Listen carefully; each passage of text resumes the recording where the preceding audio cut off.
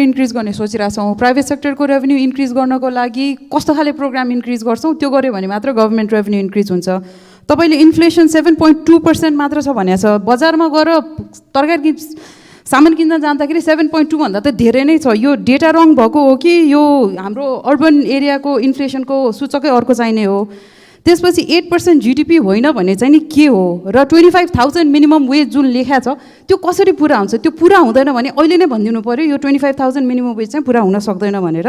र फाइनली बिजनेसहरू यस्तो सफर गरिरहेछ, हाम्रो इन्टरनल रिलिफ प्याकेज चाहिँ के हुन्छ बिजनेसेसहरूलाई धराशायी हुन नदिनमा, त्यसमा पनि ध्यान चाहिँ जानुपर्छ।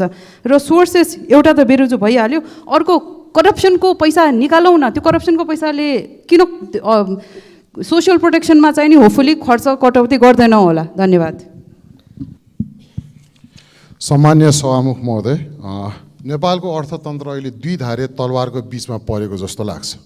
एउटा चाहिँ बाह्य कारण पनि छ जुनमा चाहिँ अर्थमन्त्रीज्यूले युक्रेन युद्ध कोभिडको कुरा गर्नुभयो, र त्यसमा अर्को संयुक्त राज्य अमेरिकाले ल्याएको स्टिमुलस भन्ने बिल पनि हो, त्यसको मारमा पनि परेका छौँ। र भित्री आन्तरिक कुरा गर्दाखेरि भ्रष्टाचारको कुरा हामी छुट्याउँछौँ, हामीले प्राथमिकता कहिले पनि तय गर्न सक्दैनौँ, र अर्बौँ खर्बौँ भ्रष्टाचार भएको हामी सञ्चार माध्यममा देख्छौँ, तर त्यसको सम्बोधन कहिले पनि हुँदैन। पाल परेको अर्थतन्त्र भइसकेको छ नेपालको। सरकारले अहिलेसम्म प्राथमिकता तय नै गर्न सकेका छैन जस्तो लाग्छ। हाम्रो जहिले पनि पुँजीगत खर्चभन्दा बढी चाहिँ चालु खर्च हुन्छ। यो पालिदेखि एटलिस्ट डिजिटलाइजेसन गरेर त्यसलाई घटाउन सक्छौँ। चक्रीय अर्थतन्त्र यसको समाधान हुनसक्छ, हरित अर्थतन्त्र पनि यसको समाधान हुनसक्छ। पदको लागि जहिले पनि राष्ट्रिय सहमति गर्ने हामी साझा राष्ट्रिय सहमतिमा हामी अर्थनीतिलाई किन गर्न सक्दैनौँ, होइन? त्यसपछि आएर राजस्व किसानको मुहारमा हाँसो हुँदैन र निजी क्षेत्रका व्यवसायीको मुहारमा हाँसो हुँदैन, त्यो देश कहिल्यै पनि समृद्धि उन्मुख हुँदैन। मल खरिदको चाहिँ 67 अर्ब अझै तिर्न बाँकी छ भनिएको रहेछ। भनेको यो मल अभावको समस्या विगतको वर्षहरू जस्तै हुने हो, एउटा यो प्रश्न, गत वर्ष जस्तै हुने हो, एउटा यो प्रश्न। दोस्रो प्रश्न, नेपालको पुँजी बजार आजभन्दा 18 महिना अगाडि 43 खर्बको पुँजीकरण थियो, अहिले जम्मा 30 खर्ब भएको छ। 14 खर्ब 13-14 खर्ब करिब लगानीकर्ताले लगानी गुमाउनु परेको छ। आज मात्रै 60 अङ्कको ठुलो गिरावट आएको छ, 2121 मा इन्डेक्स छ। नेपालको पुँजी बजारलाई प्राकृतिक बनाउने र यसको सुधारका कार्यक्रम के छन् म यो जान्न चाहन्छु, किनकि अर्थतन्त्रको ऐना भनेर पुँजी बजारलाई वार्षिक समीक्षा प्रस्तुत गर्नुभएकोमा अर्थमन्त्रीप्रति आभार। खर्च कटौतीको निर्णय स्वागतयोग्य छ, तर त्यसको अझै स्पष्टताको अपेक्षा गर्दछु। बङ्गलादेशमा यस्तै इकोनोमिक क्राइसिस बेलामा रेमिटेन्स क्यास इन्सेन्टिभ स्किम लिएर आइएको थियो। हामी कहाँ हुन्डीले धेरै स्किमहरू ल्याइरहेको छ, त्यसमा विचार गरियोस्। यो खर्च कटौती मात्र होइन, खर्च आम्दानी कहाँबाट हुन्छ भनेर सोच्दै गर्दा डिजिटल इकोनोमीको अझै धेरै प्रयास गरियोस्, अभ्यास गरियोस्। टुरिज्म प्रमोसन क्याम्पेनहरू धेरै ल्याइयोस् र आएका पर्यटकहरूलाई धेरै खर्च गर्ने वातावरण बनाइयोस्। 10 बजे नै टुरिज्म सेक्टरहरू बन्द गरेर खर्च गर्ने वातावरण त्यति देखिएको छैन। त्यसरी घरेलु उत्पादनहरूलाई अझै प्रमोसन गर्ने र हाम्रो कृषकहरूको उत्पादन सडकमा फ्यालिने, तर कार्टेलिङबाट सञ्चालित इम्पोर्टेड एग्रिकल्चर प्रोडक्ट्सहरूले धेरै सुरक्षित मार्केट पाइरहेको छ। बजार उद्यमीको हो, उद्यमीलाई अभ्यास गर्न दियोस्, ठेकेदार र दलाललाई होइन। धन्यवाद। सार्वजनिक गर्नु पूर्व यस सम्मानित सदनलाई जानकारी गराउन उपस्थित भएको छु। विगत केही समयदेखि नेपालको अर्थतन्त्र चुनौतीपूर्ण अवस्थाबाट गुज्रिरहेको विषय सम्मानित सदनलाई अवगत नै छ।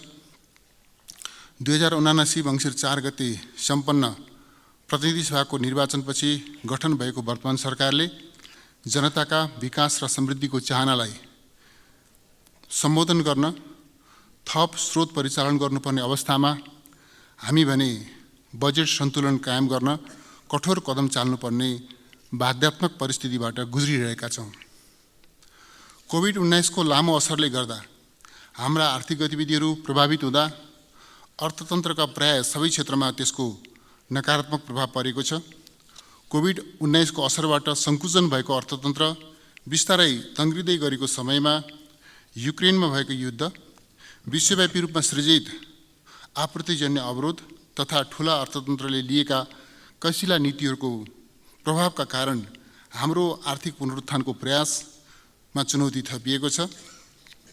यी लगायत विश्वव्यापी रूपमा देखा परेका आर्थिक समस्याहरूबाट नेपालको अर्थतन्त्र पनि प्रभावमुक्त छैन। कोभिड-19 महामारीको समयमा अर्थतन्त्रलाई चलायमान बनाउन लिएका कतिपय अल्पकालीन उपायका सम्बन्धमा समयमै समीक्षा हुन र आवश्यकता अनुसार परिमार्जन गर्न नसक्दा समस्या थपिँदै गएको छ। चालु आर्थिक वर्षको बजेटको अर्धवार्षिक अवधिसम्म आइपुग्दा यस अवधिमा गरिएको आयात नियमनको असर तथा आर्थिक गतिविधिमा आएको सुस्तता लगायतका कारणहरूले गर्दा राजस्व वृद्धि दर नकारात्मक हुन गई सरकारी वित्त सन्तुलनमा चरम दबाव परेको छ। खुल्ला सिमाना र अनौपचारिक अर्थतन्त्रको प्रभावले ल्याउन सक्ने व्यापार विचलन तथा त्यसबाट हुन सक्ने राजस्व चुहाट नियन्त्रण गर्न तदनुरूपको रणनीति अवलम्बन गर्नुपर्ने, सम्बद्ध निकायहरू समन्वयात्मक रूपमा परिचालित हुनुपर्ने र राजस्व प्रशासन तथा प्रणालीमा सुधार गर्नुपर्ने आवश्यकताको महसुस विगतदेखि नै भएको छ। यी विषयहरूलाई पर्याप्त प्राथमिकता दिन नसकिएमा चोरी पैठारी, निकासी तथा राजस्व चुहाट र अपचलनको प्रवृत्ति बढ्न जान्छ। मैले अर्थ मन्त्रालयको जिम्मेवारीमा आउन साथ यी विषयहरूलाई उच्च प्राथमिकतामा राखेको छु। सार्वजनिक खर्चतर्फ अनिवार्य दायित्वका शीर्षकहरूमा छुट्याइएको बजेट नपुग हुनुको साथै सृजित दायित्व भुक्तानीको लागि स्रोतको जुहो गर्न कठिनाइ भइरहेको छ। विभिन्न समयमा सृजना गरिएका तत्कालीन र दीर्घकालीन प्रकृतिका दायित्वहरूले स्रोत व्यवस्थापन कार्य झनै अप्ठ्यारोमा परेको छ। चालु आर्थिक वर्षको बजेटको मध्यावधि समीक्षा गर्दा बजेट सन्तुलन कायम गर्ने, खर्चको प्राथमिकीकरण गरी गुणस्तर बढाउने, पुँजीगत खर्च वृद्धिमा जोड दिने, अत्यावश्यक बाहेकका खर्च कटौती गरी मितव्ययिता कायम गर्ने तथा राजस्व प्रशासनलाई चुस्त दुरुस्त बनाउँदै कर परिपालना बढाउने र चुहाट नियन्त्रणमा कडाइ गर्ने नीति लिएको छु।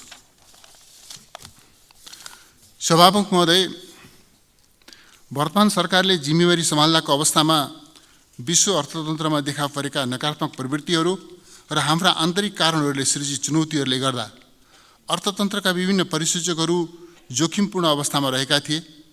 मैले अर्थ मन्त्रालयको जिम्मेवारी सम्हालेपछि अर्थतन्त्रमा देखिएका समस्या समाधान गर्न निरन्तर प्रयत्न गर्दै आएको छु।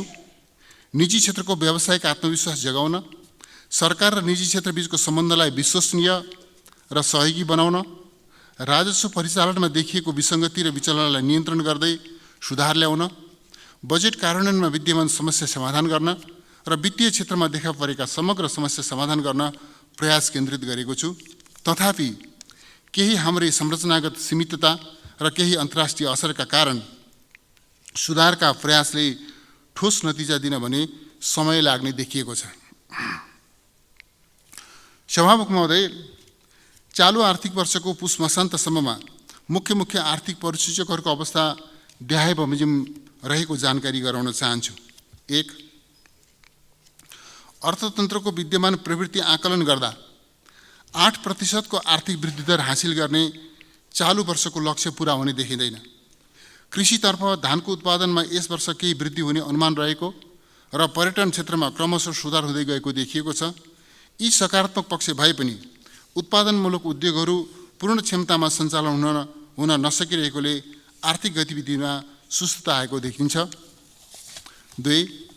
आर्थिक वर्ष 2079-80 मा मुद्रास्फीतिलाई 7% को सीमाभित्र राख्ने लक्ष्य रहेकोमा 2079 पुस मसान्तसम्म आइपुग्दा उपभोक्ता मूल्य सूचकाङ्कमा आधारित वार्षिक बिन्दुगत मुद्रास्फीति 7.26% रहेको छ। 3. आर्थिक वर्ष 2079-80 को पहिलो 6 महिनामा कुल आन्तरिक कर्जा 2.8% ले र बैंक तथा वित्तीय संस्थाहरूले सङ्कलन गर्ने निक्षेप 4.2% ले वृद्धि भएको छ। चालु आर्थिक वर्षको सुरुवाती चरणमा बैंकिङ प्रणालीमा तरलता अभावको स्थिति रहेकोमा पछिल्लो समय सुधारोन्मुख रहेको छ। तरलता दबावको स्थितिका कारण अल्पकालीन ब्याज दरहरू बढेका छन्। 2079 पुसमा बैंक तथा वित्तीय संस्थाहरू बीचको औसत अन्तर्ब्याङ्क दर 7.53% र 91 दिने ट्रेजरी बिलको भारित औसत ब्याज दर 10.89%, निक्षेपको भारित औसत ब्याज दर 8.51% र कर्जाको भारित औसत ब्याज दर 12.79% कायम भएको छ। नेप्से सूचकाङ्क 2079 असार मसान्तको 2009.5 बिन्दुबाट बढेर 2079 पुस मसान्तमा 2149.4 बिन्दुमा पुगेको छ। आर्थिक वर्ष 2079-80 को 6 महिनासम्ममा कुल वस्तु निर्यातको अघिल्लो वर्षको सोही अवधिको तुलनामा 32% कमी आई रु 80 अर्ब 81 करोड भएको छ भने कुल वस्तु आयात 20.7% कमी आई रु 7 खर्ब 92 अर्ब 67 करोड भएको छ। कुल वस्तु व्यापार घाटा 19.2% कमी आई रु 7 खर्ब 11 अर्ब 86 करोड रहेको छ। आर्थिक वर्ष 2079-80 को 6 महिनासम्ममा नेपाली मुद्रामा विप्रेषण आप्रवाह 24.3% वृद्धि भई रु 5 खर्ब 85 अर्ब 8 करोड पुगेको छ। यस अवधिमा वैदेशिक रोजगारीका लागि अन्तिम श्रम स्वीकृति लिने नेपालीको सङ्ख्या 64.6% वृद्धि भएको छ। आर्थिक वर्ष 79-80 को 6 महिनामा शोधनान्तर स्थिति रु 97 अर्ब 10 करोडले बचतमा रहेको छ भने कुल विदेशी विनिमय सञ्चिति 2079 असार मसान्तको रु 12 खर्ब 15 अर्ब 80 करोडको तुलनामा 10% वृद्धि भई रु 13 खर्ब 37 अर्ब 29 करोड पुगेको छ। अमेरिकी डलरमा उक्त सञ्चिति 2079 असार मसान्तमा 9 अर्ब 54 करोडमा रहेकोमा 8% वृद्धि भई 79 पुस मसान्तमा 10 अर्ब 30 करोड पुगेको छ। यस सञ्चितिले 10.4 महिनाको वस्तु आयात र 9.1 महिनाको वस्तु र सेवा आयात गर्न पुग्ने देखिन्छ। यी तथ्यहरूबाट अर्थतन्त्रका बाह्य क्षेत्रमा क्रमशः सुधार हुँदै गएको देखिएको छ। चालु आर्थिक वर्षको पहिलो 6 महिनामा कुल सरकारी खर्च रु 5 खर्ब 76 अर्ब 34 करोड भएको छ, जुन गत वर्षको तुलनामा 13.7% बढियो। गत वर्षको तुलनामा चालु खर्चतर्फ 11.9% वृद्धि भई रु 4 खर्ब 55 अर्ब 12 करोड, पुँजीगततर्फ 5.3% वृद्धि भई रु 53 अर्ब 45 करोड र वित्तीय व्यवस्थापनतर्फ 37% वृद्धि भई रु 67 अर्ब 76 करोड खर्च भएको छ। राजस्व सङ्कलनतर्फ 2079 पुससम्मको लक्ष्य रु 6 खर्ब 51 अर्ब 82 करोड रहेकोमा लक्ष्यको तुलनामा 24.8% कम अर्थात् 4 खर्ब 90 अर्ब 4 करोड सङ्कलन भएको छ। गत आर्थिक वर्षको सोही अवधिको समीक्षा अवधिमा राजस्व सङ्कलन 15% घटेको छ। राजस्व सङ्कलनमा यस्तो प्रकारको नकारात्मक वृद्धि दर आर्थिक वर्ष 2024-25 पछि पहिलो पटक हुन पुगेको छ। समीक्षा अवधिमा वैदेशिक अनुदान रु 7 अर्ब 21 करोड, वैदेशिक ऋण 28 अर्ब 57 करोड र आन्तरिक ऋण रु 30 अर्ब परिचालन गरिएको छ।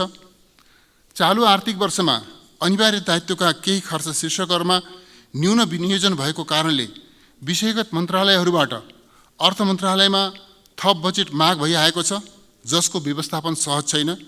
विगतमा स्रोतको सहमति दिएका कतिपय योजनाहरू मन्त्रालयहरूको बजेटको सीमाभित्र समावेश नभएकोले अहिले बजेट व्यवस्थापन थप चुनौतीपूर्ण बनेको छ। रासायनिक मलको अन्तर्राष्ट्रिय बजारमा मूल्य वृद्धि हुँदा विनियोजित रकम अपर्याप्त भएको छ। आन्तरिक ऋणको उच्च ब्याज दरले गर्दा चालु खर्चमा चाप परेको छ। अमेरिकी डलर र अन्य विदेशी मुद्रासँग नेपाली रुपियाँको अवमूल्यनले गर्दा वैदेशिक ऋणको सावा ब्याज भुक्तानीको दायित्व बढ्न गएको छ। रासायनिक मल खरिद र सार्वजनिक ऋणको सावा ब्याज भुक्तानीको लागि मात्र पनि थप रु 67 अर्ब बजेट व्यवस्था गर्नुपर्ने अवस्था छ। गत आर्थिक वर्ष 2078-79 को असार मसान्तमा नेपाल सरकारको सञ्चित कोष रु 66 अर्ब 2 करोडले ऋणात्मक रहेकोमा 2079-80 को पुस मसान्तमा 1 खर्ब 39 अर्ब 41 करोडले ऋणात्मक रहेको छ। एकातिर बजेटमा व्यवस्था नगरिएको दायित्व व्यवस्थापनको दबाव र अर्कोतर्फ लामो समयदेखि सकारात्मक वृद्धि दर हासिल हुँदै आएको राजस्व सङ्कलनको वृद्धि दर नकारात्मक हुँदा सरकारी वित्त व्यवस्थापनमा दोहोरो चुनौती थपिएको छ। नेपाल सरकार मन्त्री परिषदको पहिलो बैठकको नीतिगत निर्णयको मर्म बमोजिम अर्थ मन्त्रालयले खर्च कटौती र मितव्ययिता कायम गर्ने प्रयास गरेको छ। चालु खर्चतर्फका कतिपय शीर्षकहरूमा गरिएको विनियोजनमध्ये खर्च हुन बाँकी रकममा 20% कट्टा गरिएको छ भने कतिपय खर्च पुनः प्राथमिकीकरण गर्न विषयगत मन्त्रालयहरूलाई अनुरोध गरिएको छ। हाम्रा यी प्रयासहरूका बावजुद परिस्थिति सामान्य हुन र सुधार प्रयासको नतिजा आउन समय लाग्ने भएकोले सरकारी खर्चमा थप कटौती गर्ने र आयोजनाको पुनः प्राथमिकीकरण गर्नुपर्ने अवस्था सृजना भएको छ। चालु आर्थिक वर्षमा कुल सरकारी खर्च रु 17 खर्ब 93 अर्ब 83 करोड हुने सुरु अनुमान गरिएकोमा रु 15 खर्ब 49 अर्ब 99 करोड हुने संशोधित अनुमान छ, जुन सुरु विनियोजनभन्दा रु 2 खर्ब 44 अर्ब अर्थात् 14% कम हो। चालु खर्चतर्फ रु 11 खर्ब 83 अर्ब 23 करोड सुरु विनियोजन भएकोमा रु 10 खर्ब 21 अर्ब 92 करोड संशोधित अनुमान छ, जुन सुरु विनियोजनको 86.37% हुन आउँछ। त्यसै गरी पुँजीगत खर्चतर्फ रु 3 खर्ब 80 अर्ब 38 करोड सुरु विनियोजन भएकोमा रु 3 खर्ब 13 अर्ब 85 करोड हुने संशोधित अनुमान छ, जुन सुरु विनियोजनको 82.51% हो। वित्तीय व्यवस्थापनतर्फ रु 2 खर्ब 30 अर्ब 21 करोड सुरु विनियोजन भएकोमा रु 2 खर्ब 14 अर्ब 21 करोड हुने संशोधित अनुमान छ, जुन सुरु विनियोजनको 93.05% हो। नेपाल सरकारले सङ्कलन गर्ने राजस्वतर्फ सुरु अनुमान 14 खर्ब 3 अर्ब 14 करोड रहेकोमा रु 12 खर्ब 44 अर्ब 75 करोड मात्र सङ्कलन हुने संशोधित अनुमान छ, जुन सुरु अनुमानको 88.71% हो।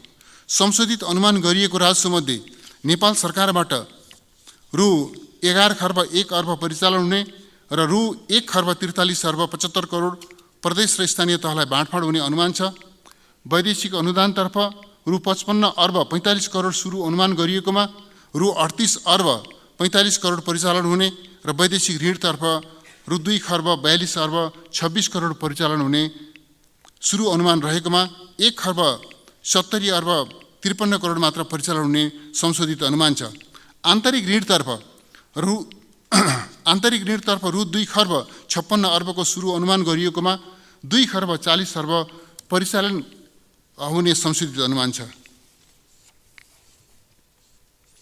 सम्मान्य सभामुख महोदय, माथि उल्लिखित संशोधित अनुमान सँगसँगै आगामी दिनमा देखाएका खर्च कटौती र स्थगन तथा राजस्व परिचालन वृद्धि गर्ने उपायहरू अवलम्बन गरिने बेहोरा सम्मानित सदनलाई जानकारी गराउँदछु। सार्वजनिक खर्च व्यवस्थापनतर्फ हालसम्म मापदण्ड, कार्यविधि, निर्देशिका र सञ्चालन विधि स्वीकृत नभएका कार्यक्रमहरू हाललाई पूर्ण वा आंशिक रूपमा स्थगित गर्ने, स्रोतको उपलब्धताका आधारमा क्रमशः फुकुवा गर्दै जाने, मापदण्ड, कार्यविधि, निर्देशिका र सञ्चालन विधि स्वीकृत भएर पनि पूर्व तयारी पुरा हुन नसकी कार्यान्वयनमा नगएका कार्यक्रमहरू औचित्य हेरी पूर्ण वा आंशिक रूपमा रोका राख्ने, स्रोतको उपलब्धताका आधारमा क्रमशः फुकुवा गर्दै जाने। यसअघि अर्थ मन्त्रालयबाट स्रोतको सहमति लिएका तर कार्यान्वयनमा जान बाँकी रहेका आयोजनाहरूको समेत पुनः प्राथमिकीकरण गरी कार्यान्वयनमा लैजानु पूर्व सम्बन्धित मन्त्रालयले अर्थ मन्त्रालयको सहमति लिने, चालु आर्थिक वर्षमा थप दायित्व सृजना गर्ने गरी नयाँ कार्यक्रम तथा आयोजना प्रस्ताव नगर्ने, विषयगत मन्त्रालयहरूले आफ्नो बजेट र कार्यक्रमको प्राथमिकता निर्धारण गरी स्रोतलाई सही अनुसार आन्तरिक समायोजन प्रस्ताव गर्न सक्ने, खर्च हुन नसक्ने बजेट, आर्थिक कार्यविधि तथा वित्तीय उत्तरदायित्व ऐन 2076 बमोजिम अर्थ मन्त्रालयमा समर्पण गर्ने। राजस्वतर्फ राजस्व चुहाट नियन्त्रणमा संलग्न निकायहरूका बीचमा सूचना आदान प्रदान गर्ने र समन्वयलाई थप प्रभावकारी बनाउने, राजस्व चुहाटमा संलग्न जो कोहीलाई कानुनको दायरामा ल्याउने र कर कानुनको परिपालना गराउने, भन्सार राजस्व सङ्कलनलाई व्यवस्थित गर्न सीमा नाकामा रहेका निकायहरूबीच समन्वय गर्ने, अवैध पैठारी तथा निकासी नियन्त्रण गर्न उच्चस्तरीय टोली परिचालन गरी अनुगमन गर्ने, राजस्व बक्यौता र असुल उपर गर्नुपर्ने बेरुजीको असुलीलाई प्राथमिकता दिने, बजार अनुगमन र अनुसन्धानात्मक कर प्रणालीलाई नतिजामूलक बनाउने, गैर कर राजस्वतर्फ नयाँ आधार र स्रोतको पहिचान गर्ने र सेवा प्रवाहलाई प्रभावकारी बनाउने। सभामुख महोदय, राजस्व र व्ययको संशोधित अनुमान गर्दा चालु आर्थिक वर्षको बाँकी अवधिमा आर्थिक गतिविधि विस्तार हुँदै जाने र राजस्व सङ्कलनमा क्रमशः सुधार हुने अपेक्षा गरिएको छ। संशोधित लक्ष्य हासिल गर्न अर्थ मन्त्रालयले अधिकतम प्रयास गर्नेछ। मैले यस प्रयासमा सम्बद्ध सबै निकायको सहयोग प्राप्त हुने अपेक्षा गरेको छु।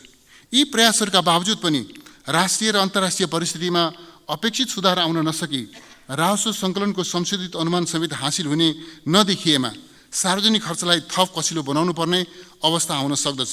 यसका लागि अर्थ मन्त्रालयले आवधिक रूपमा अर्थतन्त्रको प्रवृत्तिको विश्लेषण गरी आउन सक्ने चुनौतीको आकलन गर्नेछ र सोको आधारमा थप नीतिगत प्रबन्ध मिलाउनेछ।